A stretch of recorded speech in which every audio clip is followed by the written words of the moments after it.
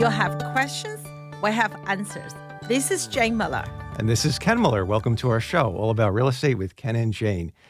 Today's show, we're going to talk about AI in relation to real estate. AI is such a big and hot field now. And of course, real estate benefits from it as well as everything else in life. Right, Jane? Too bad, Ken, you don't have the music go along with you. Yeah. The AI. Yeah. Well, one day AI will be in place of us with giving the show probably, right? That's Maybe in a couple hundred years. Yeah. So we're... Yeah. Sooner than you think. Sooner than you think. Yeah. So when we talk about AI, artificial intelligence, what do we mean for the benefit of everybody out there? So the acronym stands for basically using computers to enhance the searches, perform routine tasks, some type of artificial intelligence. It's making, all in all, it's making lenders, consumers, buyers, sellers more informed and giving them tools at their disposal to readily search and get knowledge, get up to speed on real estate. And of course, real estate professionals as well. It helps. It's like an assistant for us too. You know, 80s, right? Once again, that time I was too young. I was still in cribs. Yeah. That time I heard from a lot of seasoned agents said when the 80s, 90s, when the computer comes, right? Yeah. All the real estate agencies are so nervous because before the computer come into the office and the household, everybody have a secret book. So if you want to buy or sell a house, you have to go through the agencies and then looking for the book. The agent will took out the little book and read. And then every morning, I think MLIs have to bring the printout to everything. You have the big blackboard to write what's available, what's not available, and you have to collect the data for the closed, and that's used to be. But when the computer come alive, a lot of agencies were nervous. Oh my God, we're gonna lose our job, or the job is gonna be gone. You know what? The job still here today, right? It's still here, right? And later on in 2000. Things, right? I mean, the online search engine, such as quite a few. I don't want to name, but quite a few online the buyer can search. Once again, a lot of agencies are nervous. Oh my God, we're going to lose our job. And the people can search themselves. What are we going to do?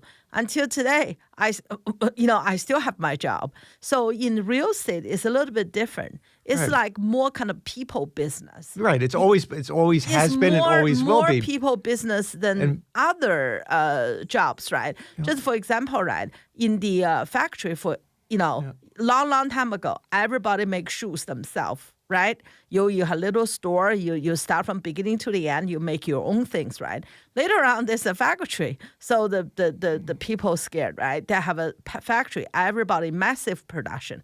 And then become all the equipment, the machine does that. So the people just have to check it, try to make sure everything's correct. So later on, there'll be even more, right? Mm-hmm. So does every industry. So we're all afraid of new things, including me. But we have to overcome it, to master it, to go with the flow, to go with the progress, right? Otherwise, we'll be forgotten. Think about it, Ken. Used to be, right? The doctors, the attorneys, especially old-time attorneys. Mm-hmm. In 80s, 90s, they'll have a typist, right? Sure. Now, which company have a typist? Right. They have a secretary. And they all had fax. They all relied heavily on the fax machine. But now I haven't had fax machine for 10 years. And now when you're doing attorney review, most of the letters are just sent by email. They're not sent by fax. Yes, exactly. Yeah. I mean, the typist job's gone, and then you have a secretary. Now, I think by the time the AI get everything, kind of more improved, maybe a lot of the admin job maybe will go with it. Just like, the lot of attorney letter is pretty standard, right? If somehow, I think you can do it now, but if you upload the contract and then give the AI your review letter, every single lawyer had the template, right? Mm-hmm. And you can ask them to read and contract and give them template, train it. They probably can spill out the attorney review letter. I think we tested it on. Yeah, that can be done if you have the upgraded version of AI. You can basically feed into it an elaborate report, whether it be a home inspection report, an attorney review tried. letter, We and tried. within minutes it'll summarize. And I mean, it's just for the listener out there, right? Yeah. I did our own trial because I'm old school. I'm very much old school. So, but I still want to learn new things. They said you can't teach old dog new tricks, but this old dog has to learn new tricks to keep up with the times. Keep up with everything, right? So what we do is in Mueller team, right? When we have home inspection, when a buyer attorney send out report and request, we want to help the seller to understand. So our admin staff will take the report and read it through, and whatever the request, we put in summary for the owner. So also we give them the kind of a reference in which page, right? It take a long time. One day I had this report, right? I know the home inspection report is different from one another. One day we get 147 pages, which is extremely long. And there was no summary with it. No summary. So the one home inspector wrote 147 pages report, has no summary. And then the buyer attorney is so, relaxed or whatever, just said, hey, please check it out. And we want the old item fixed. So major item fixed, but that's really up to the interpretation. Was the major item? And you have to go through the whole report because they're not summarized. Pages. So So what we did was I have one of my admin. She was truly sit there, read through the report 3 times, try to grasp and then summarize and get everything done. So pretty much take 5-6 hours that day. Like, because 147 pages, we don't have summary, we don't have requests. So we'll have to work from scratch. And at the same time, we uploaded to 2, I don't want to name the name because, I don't want to get blamed later if someone says it doesn't work. So we purchased 2 upgrade professional version of the program. So we upload the report there, ask the same thing, right? In the less than a minute. Really, it's 30 seconds. That's amazing. We got it, both back. You know what? The one report covers majority of them, but I didn't like the way they wrote, right? Mm-hmm. The other one, to my surprise, is really precisely business style, and the reference is correct. They had pretty much 90% what we got manually, okay? And when I read that, so that was really, I could just literally present that to my client, just read it through. I mean, obviously, I don't recommend it just present it. No, I will read it through. But when you read through 148 pages, or you read through 3 times, 5 times to make sure to write a report, that's totally different thing. I read a report, half an hour, I pretty much done with it, and then I can check it. Yep, that's absolutely pretty much grasped 90% of the stuff. I mean, there's 1 or 2 small things missing, but that's not major because the key word we put in the major, right? Is a home inspection. We try to help the owner to produce a summary. What need to be looked at it. We give you have to give it you have to feed it with the comments. Comments where you want it. Yeah. Required. But I have to say, I was really nicely surprised how advanced they are. Yeah, but having said that, Ken, as you said, right, this is only a tool. They can't replace agent, right? Agents still have to read it, still have to discuss with the owner, explain to them the options. That's why doesn't matter how good AIs are. So look at it as like a supplement to help. As a tool, as your assistant. Yeah, it's to benefit the real estate professionals as well as the consumer. Just like Ken, used to be, and used to be when I go to my high school, right? From my house to the high school is a bit of distance. We don't have, by the way, I come from China. We don't have school bus. Forget it. There's no school bus, no such thing. So, at that time, we all walk to the school. Because that time we were poor, we'll walk. Later on, when the life get improved, some kids will ride bicycle to school. So when I was in high school, actually, I did have a bicycle my brother walked to school because he's 5 years older than me. So I ride a bicycle. Yeah, we used to ride a bike or used to walk to school. Yeah, you could walk and ride a bike. And now your daughter, the last year high school, she drove. Right. So, I mean, I used to walk to school in kindergarten and first grade. Yeah, well, I did too. Yeah, I lived around not too far from the school I grew up in, but it was like it was down the road and through like a park. And my mom just said, make sure you just look both ways before you cross the street and just don't talk to anybody if they stop you on the road. So it's a different, the reason I brought up high school is just showing, right?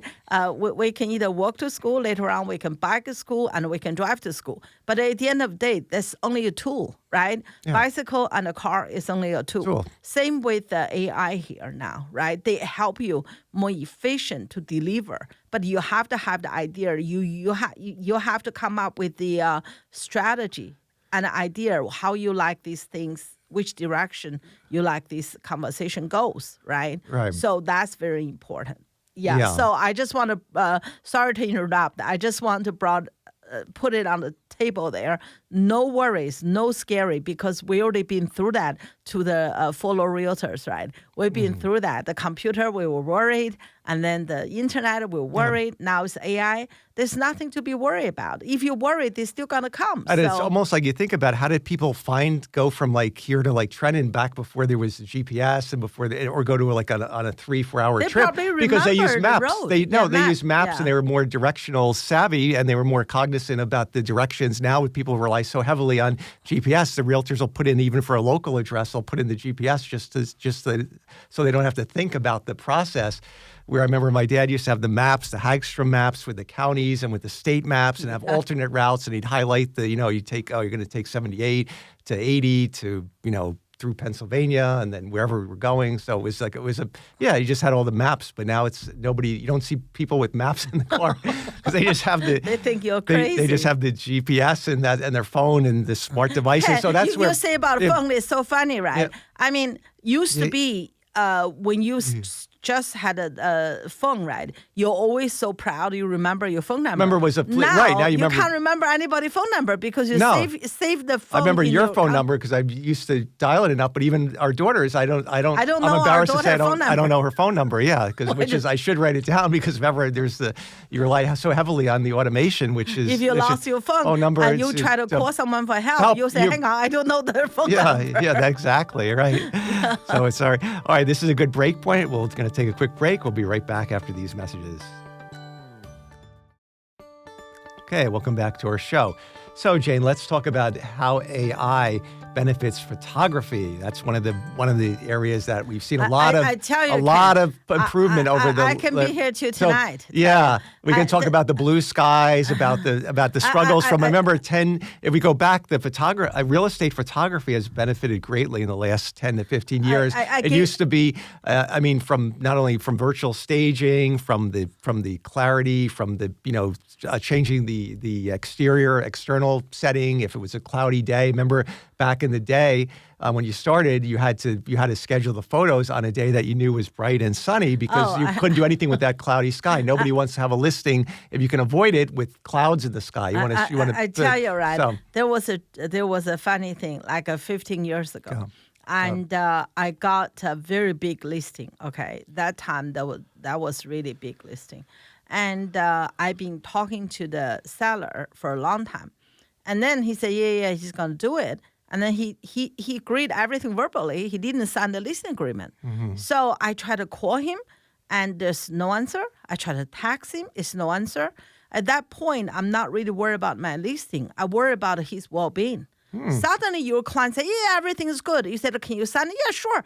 And then you said, can you sign it? Yeah, got it. And then disappeared on me. I was so nervous. I didn't know what to do. I thought, should I call police or what should I do? Because he lived in Florida.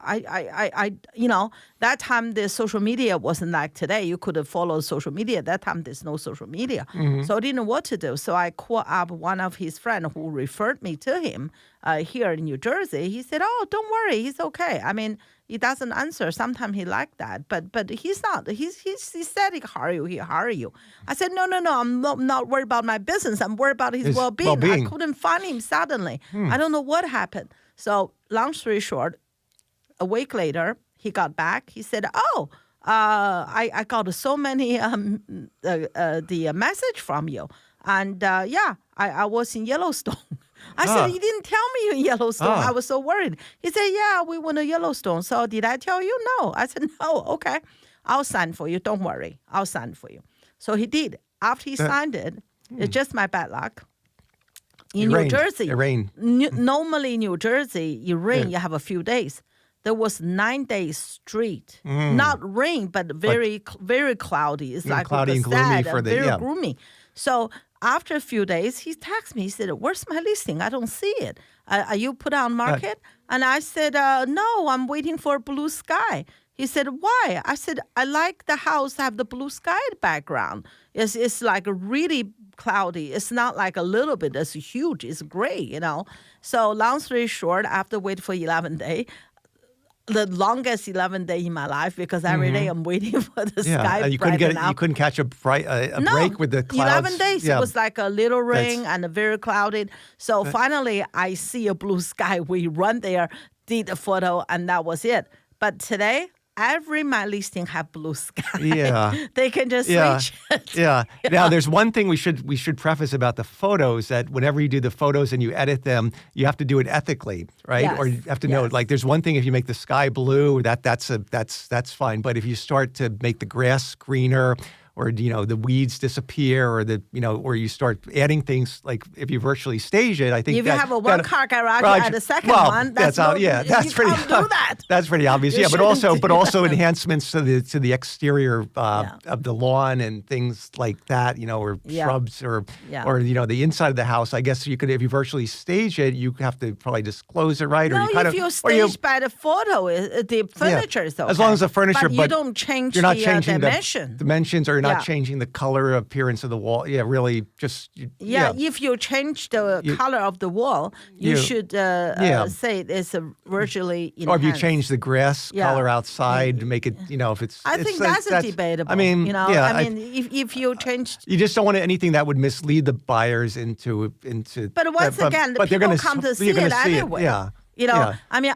I've seen most licensing notes. I think if you do enhancements, it usually says the photos have been digitally enhanced. We do that. You have to disclose. But on the other hand, Ken, right? I think that's really depends individual, right? If you overdo it, and then the people come to the house and they will say, "I'm sorry, is that the same property I saw online?" So you enhance it, but not to the point, and people can't recognize you. Right? Sure. I mean, just like me, right? If you put a little bit of makeup on, that's okay. But if you make me look like a Hollywood star, people say, hang on a minute, it's a different person. But Hollywood stars would say without their makeup, they would say they look like an ordinary. They're worse than me. Yeah, a lot of them, you would be surprised. If I saw them in ShopRite, probably I can't recognize them either. You wouldn't recognize maybe half of them if they didn't have the makeup on, or they were just going out to the store to run to get a cup of coffee or something. If they're not all dressed up. And so it's all. For the photo, right, it's a great tool. And if you have a home vacant, used to be, the owner always worried, and you can either get a staging company put a furniture in, which is a lot of work and the cost too. Now you can visually to do that. And some software, which I purchased the very advanced model online to promote every single my listing, right? They can actually, the buyer can switch out the furniture, traditional, you can select the type you want. They can. Oh, the buyer can actually do it. So that's a great example of how AI is helping to benefit I purchased the online program. Experience of the consumer, the buyers, when they can actually say, well, I have this furniture piece or this style, how would it look? Or they can get ideas. Yes, they can have idea how they want to do it. And I had so many buyers come to the open house and thank me and said, "Oh, really? Just looking at your listing is a pleasure. Every house comes with a floor plan. Not every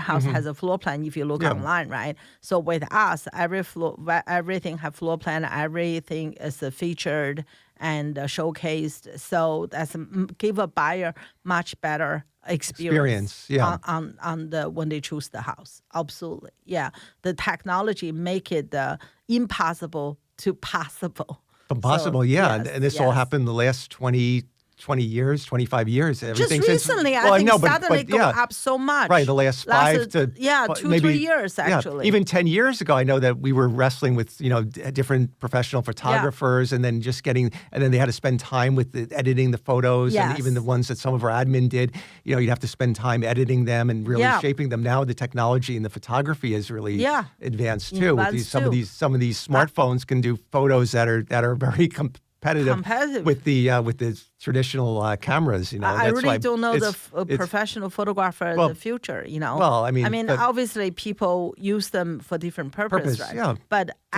anyone, if they want to spend the time, they can make it work. With their cell phone, if they have a good cell phone.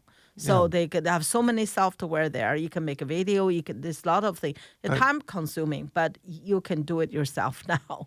Yes, absolutely. Yeah. So let's talk about next. Can AI help the buyer find the right home for them? I think so. I really think so. I think the AI can help both seller and buyer in many ways, right? Like, for example, if you have the questions regarding to the neighborhood, regarding to any question about the school, about anything.